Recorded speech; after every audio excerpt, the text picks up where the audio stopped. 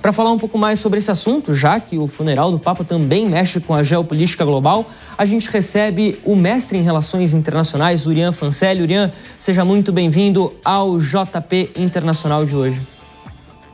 Oi, Fabrício, boa tarde. Prazer estar aqui com você. Urian, a gente viu uma semana muito quente lá na Ucrânia, um bombardeio russo em Kiev, a capital, foi o mais forte visto por lá esse ano, com mais de 10 mortos. E, inclusive, o presidente Volodymyr Zelensky precisou cancelar uma viagem, cortar pela metade uma viagem que ele fazia à África do Sul para acompanhar os destroços, para prestar solidariedade às vítimas.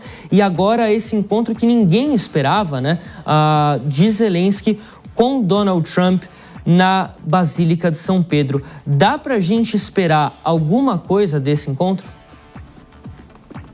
Então, eu acho que seria um pouco precipitado a gente tirar uma conclusão por conta de uma reunião que acontece, primeiro, publicamente, segundo ponto, que é uma reunião bastante rápida, né? Então, só 15 minutos.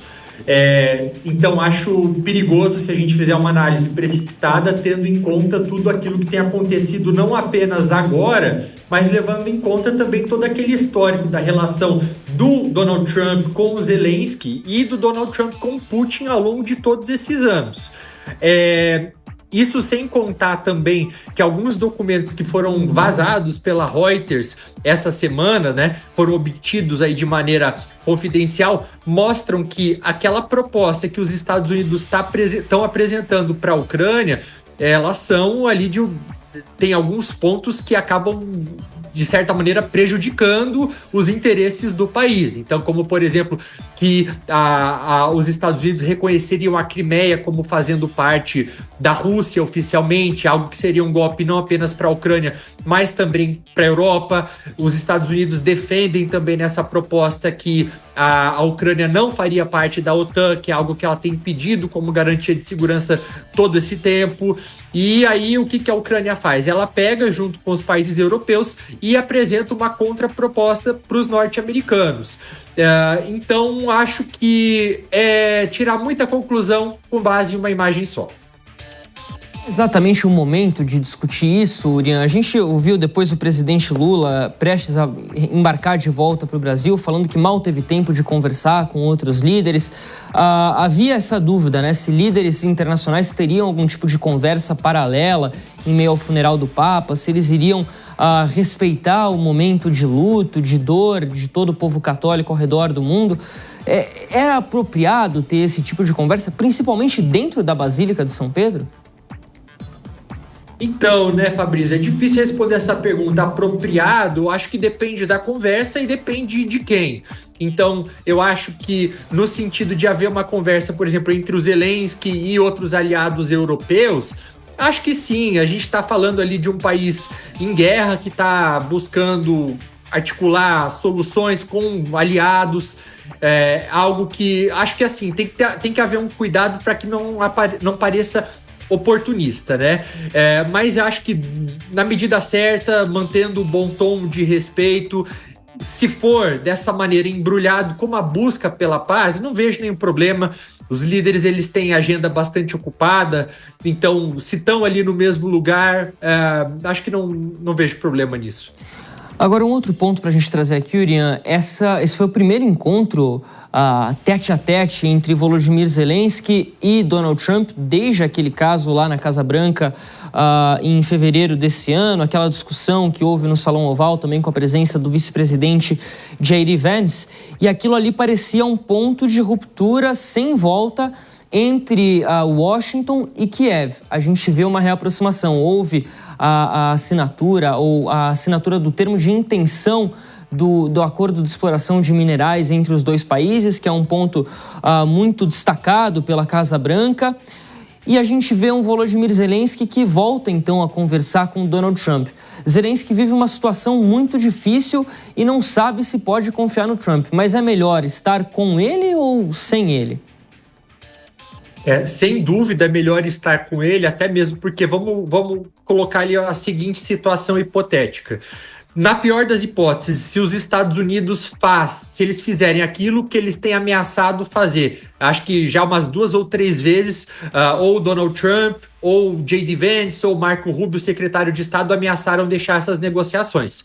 A gente não sabe de fato o que isso representa, se os Estados Unidos simplesmente desistiriam de ser o mediador nesse processo de buscar um cessar-fogo entre Rússia e Ucrânia, ou se eles de fato cortariam qualquer tipo de ajuda. Então, na pior das hipóteses, algo que prejudicaria a Ucrânia de maneira direta seria os Estados Unidos se afastarem completamente, não permitirem mais que países europeus, aqueles aliados da Ucrânia, comprassem armamentos norte-americanos, sistemas de defesa aéreo norte-americano e se também algo, e aí que acho que seria o pior de tudo, se os Estados Unidos parassem de compartilhar inteligência com a Ucrânia, porque é algo que teria um efeito imediato no campo de batalha. Então, a gente não sabe o que isso tudo representa. É fato que com os americanos é muito melhor, disso não há dúvidas, mas o Zelensky ele precisa ter o seu plano B. E até mesmo por isso que ele tem cada vez mais se aproximado dos países europeus que têm feito sinalizações que são bastante importantes. São sinalizações que não podem ficar apenas na retórica, como muitas vezes parece ser no caso do Emmanuel Macron. Então, o Emmanuel Macron ele tem uma característica bastante performática. Eu acho que essa é a palavra. Na semana passada, houve uma reunião feita em Paris também, onde o Steve Witkoff, que é o enviado especial do Donald Trump, estava presente junto com o Marco Rubio, e o Macron, sempre que tem algum tipo de reunião, ele tenta vender como se essas reuniões fossem ali um divisor de águas. A partir de agora a Europa vai estar envolvida, a partir de agora vai ser diferente, e acaba muitas vezes não sendo, né?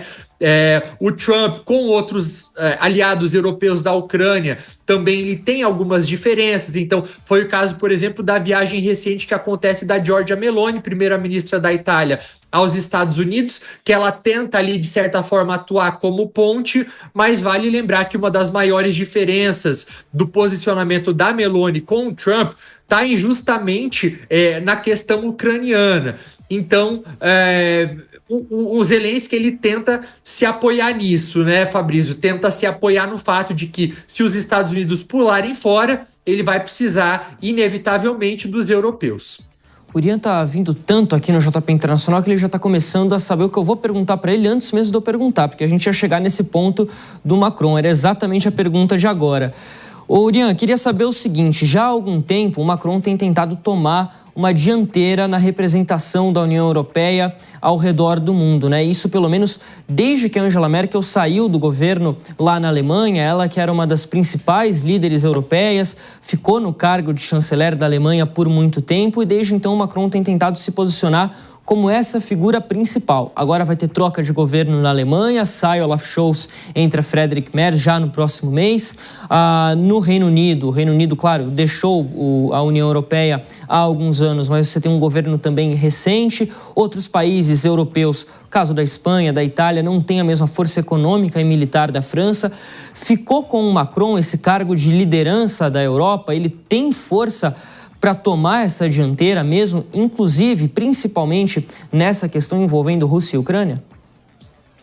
Força, eu não sei se ele tem, mas ele tem vontade de fazer isso. Então, ele tem feito algumas sinalizações nesse sentido, trouxe algumas propostas até então, mas isso sempre, de novo, né, acaba sempre ficando ali na retórica. Ele fala, por exemplo, em aumentar aquele guarda-chuva nuclear da França, ou seja, da França ter armamentos nucleares em outros países europeus para que possam eventualmente substituir uma retirada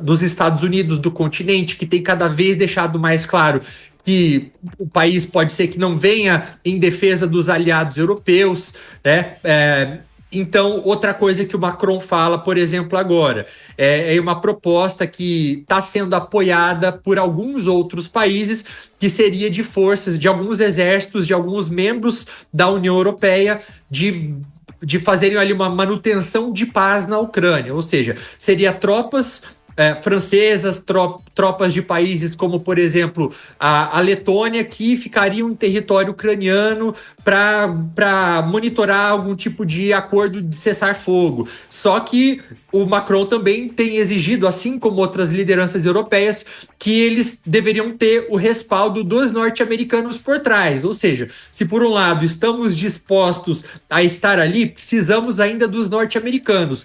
Então, ele traz... ele busca, sim, esse protagonismo, mas não sei até que ponto ele tem legitimidade para levar essas promessas e essas propostas adiante, né? Lembrando que até mesmo internamente, em relação ao próprio governo na França, ele não está numa posição muito fraco. O fato do presidente francês ele ter ali nas mãos dele o direito de direcionar a política externa da França, acaba dando a ele esse papel, mas nada acaba se concretizando até agora, pelo menos. Bom, uma coisa é certa, né? Naquela publicação que ele fez pelo X, o antigo Twitter, ele dá uma cutucada no Putin e fala que agora é a hora do Putin mostrar que realmente quer a paz. Isso tudo na semana do maior ataque em Kiev registrado nesse ano, mais de 10 mortos, como a gente falou aqui. Isso é um sinal de que, pelo menos enquanto não houver cessar-fogo, a Rússia não vai tirar o pé do acelerador nessa guerra, né, Urian? Para o Putin não é interessante. Inclusive, ele tem mostrado sinalizações falsas para os norte-americanos de que ele está disposto ao diálogo. Uma pessoa que faz um ataque como aquele, ou aquele outro que nós vimos algumas semanas atrás contra a região de Sumi, não é uma pessoa que está procurando o diálogo. Então, o Putin, ele quer manter os americanos ali na mesa de negociação, porque ele entende que, com essa postura que o Donald Trump tem adotado até agora, isso tem quebrado o isolamento internacional da Rússia, que foi construído ao longo dos últimos 3 anos pelo Joe Biden, junto com outros aliados europeus. Então, o Steve Witkoff, que é o enviado especial do Trump, ele tem feito diversas reuniões com Vladimir Putin, sendo que a última delas foi ontem, uma reunião que durou cerca de 3 horas. São reuniões nas quais acabam, de certa maneira, beneficiando a Rússia, porque o Putin consegue mostrar com essas reuniões propaganda interna. Então ele mostra para a própria população que os Estados Unidos estão dispostos, que respeitam a Rússia, que estão falando de igual para igual com a Rússia, mas fato é que até agora não foi alcançado muita coisa, assim.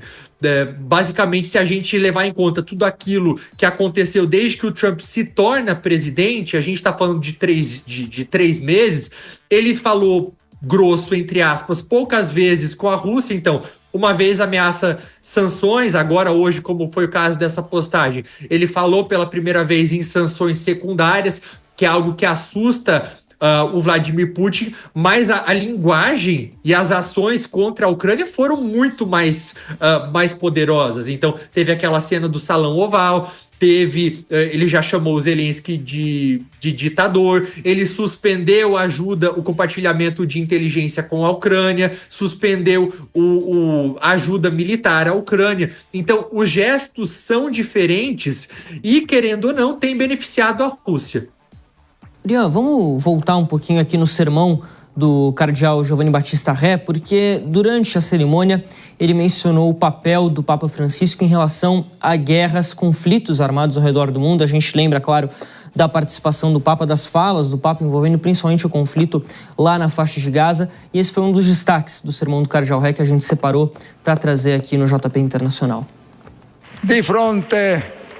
Diante de guerras violentas nos últimos anos, com seus horrores desumanos e mortes e destruição sem fim, o Papa Francisco incessantemente levantou sua voz, implorando por paz e pedindo pela razão e negociações honestas para encontrar soluções possíveis. A guerra, ele dizia, resulta na morte de pessoas e destruição de lares, hospitais e escolas. A guerra sempre deixa o mundo pior do que era antes. É sempre uma derrota dolorosa e trágica para todos. Construir pontes, não muros, era um chamado que ele repetiu muitas vezes. Bom, sem sombra de dúvidas, o mundo perdeu uma pessoa que sempre foi muito vocal em relação à paz mundial. Urian, qual que é o papel que um Papa tem hoje na mediação de conflitos armados e qual era a relevância do Papa Francisco nessas questões?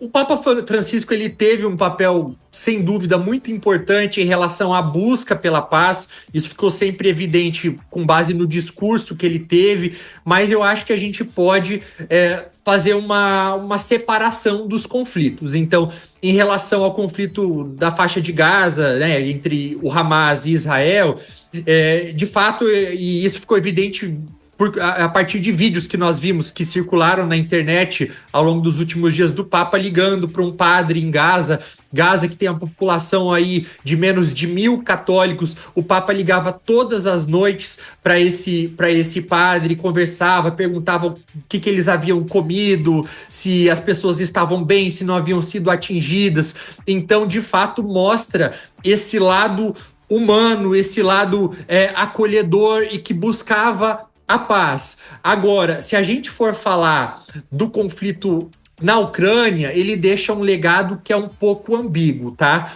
Porque muitos ucranianos se sentem traídos, muitas vezes pelos apelos genéricos à paz que foram feitos pelo Papa Francisco por lá. Então, pelas declarações que muitas vezes acabavam colocando vítimas e agressores no mesmo nível, e principalmente por uma frase bastante polêmica que o Papa chegou a usar em determinado momento, dizendo que a Ucrânia deveria ser a primeira a levantar a bandeira branca. Então, para um país que é injustamente invadido, esse tipo de discurso pode soar como cumplicidade moral, que não acredito que é o que o Papa Francisco teve, tá?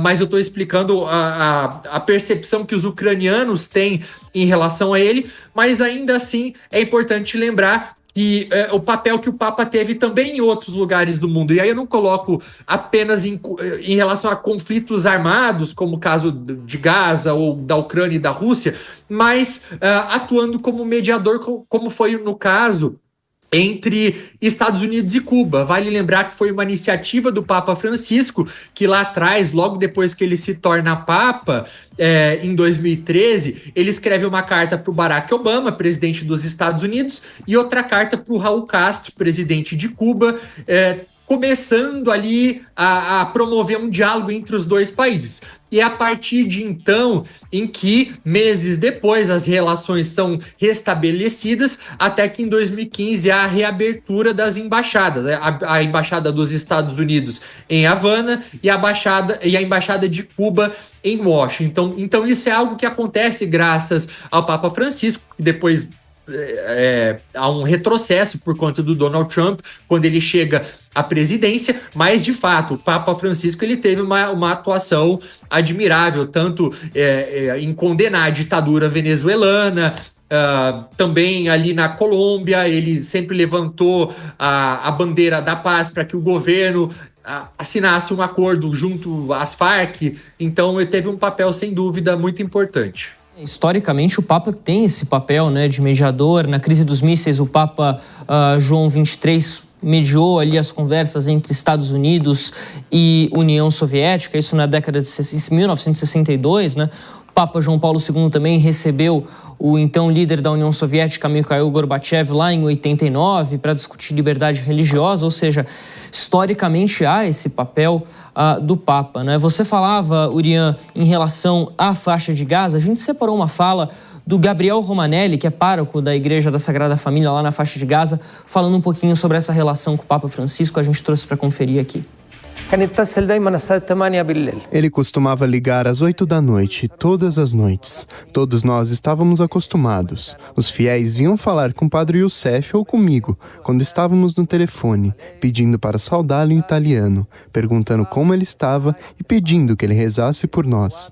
Eram dias muito difíceis, com bombardeios e mortes mesmo dentro do monastério. Mesmo quando ele estava hospitalizado, ele nos ligava do hospital em Roma. O luto é imenso porque ele era realmente uma parte dessa igreja. A sensação é que nós perdemos um de nós, mais do que apenas o Papa. Ele era um verdadeiro amigo dessa igreja e da comunidade como um todo. Urian, até numa das últimas entrevistas que o Papa deu para a imprensa internacional, houve um momento que uma jornalista perguntou, né, quando questionado sobre essas conversas que ele tinha com a paróquia lá em Gaza, perguntou sobre essas ligações que ele fazia e perguntou o que ele falava para os fiéis lá em Gaza. E ele respondeu: eu não falo, eu os escuto. Quer dizer, uma mensagem muito forte que o Papa Francisco passou ao longo desses últimos anos, não? Muito forte e de bastante humildade também, né? Porque para a pessoa ela priorizar a escuta do que a fala, é porque ela dá importância àquilo que o outro tem a dizer. Então, ele mostrar a disposição em ouvir aquelas pessoas que estavam numa situação tão difícil em Gaza, né? Uma região que foi completamente destruída. Hoje até mesmo teve uma nova conversa sobre cessar-fogo, um cessar-fogo que fica cada vez mais distante. Então, realmente, assim, o papel do Papa em relação especificamente a essas pessoas, ele foi algo bastante evidente ao longo dos últimos anos. Ele, em dezembro de 2023, chegou a condenar aquelas mortes dos civis. Então ele condenou o assassinato de 2 mulheres cristãs palestinas por um atirador israelense dentro da paróquia Sagrada Família em Gaza. Ele qualificou esse ato como um terrorismo, aí acabou até gerando muita repercussão internacional. Ele fez críticas aos bombardeios, então em diversas ocasiões o Papa Francisco chamou esses ataques de crueldade, falou que isso não é guerra, dizendo assim, né, claramente mandando uma mensagem para aquelas forças israelenses, fez propostas para que houvesse investigações internacionais também, teve uma conversa privada com o presidente de Israel por telefone, com o presidente Isaac Herzog. O Papa afirmou, inclusive, que é proibido responder ao terror com terror. Então ele deixa apenas de atuar naquele papel de líder espiritual apenas, do líder dos católicos, e passa a ser um ator político que faz pontes entre religiões diferentes.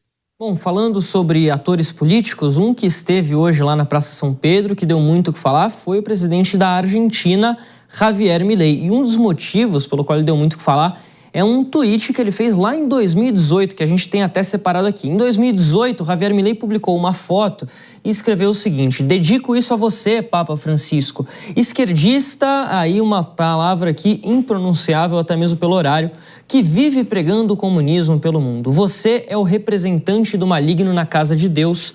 Viva a liberdade, aquele slogan de Javier Milei. Bom, isso foi em 2018. Depois o presidente Javier Milei até pediu desculpas pelos termos que ele usou. Mas um fato que chamou muito a atenção é que, embora ele seja o presidente argentino, ele não esteve no velório do Papa Francisco, né, que durou 3 dias. Foi hoje para o funeral, mas não esteve no velório. Tem sido muito criticado nas redes sociais. O único chefe de Estado sul-americano foi o presidente Lula, que chegou lá no Vaticano ontem. Urian, chama a atenção, ainda mais essa nossa região aqui, que é uma região muito católica, né? A ausência de líderes no funeral do Papa Francisco? Eu vejo que no serviço de hoje a importância de estar presente era maior. Então o Milei, ele estava lá. Vale lembrar que o Papa Francisco, ele teve uma relação bastante difícil, não apenas com o Javier Milei, talvez com o Milei tenha sido a relação mais difícil, mas ele sempre teve relações complicadas com outros líderes argentinos. Isso a gente pode voltar até quando ele era arcebispo de Buenos Aires. Ele trocava farpas com Nestor, depois a Cristina Kirchner. A partir do momento, em 2013, que ele se torna papa, a postura muda. E aí ela passa, a Cristina, enquanto presidente, a frequentar o Vaticano, foi algumas vezes até lá. Com o Macri e o Alberto Fernandes, a relação é um pouco melhor, né? Com Alberto Fernandes, o Papa, em determinado momento, chegou até mesmo a elogiar o combate as políticas de combate à fome, mas, de fato, com o Milei, a relação ela foi muito complicada, tanto é que ele nunca voltou para a Argentina enquanto presidente, enquanto Papa, mas houve sim, recentemente, depois de eleito, uma mudança na postura do Javier Milei. Pode ter a ver com uma responsabilidade institucional como presidente da Argentina, como presidente de todos, dos católicos inclusive?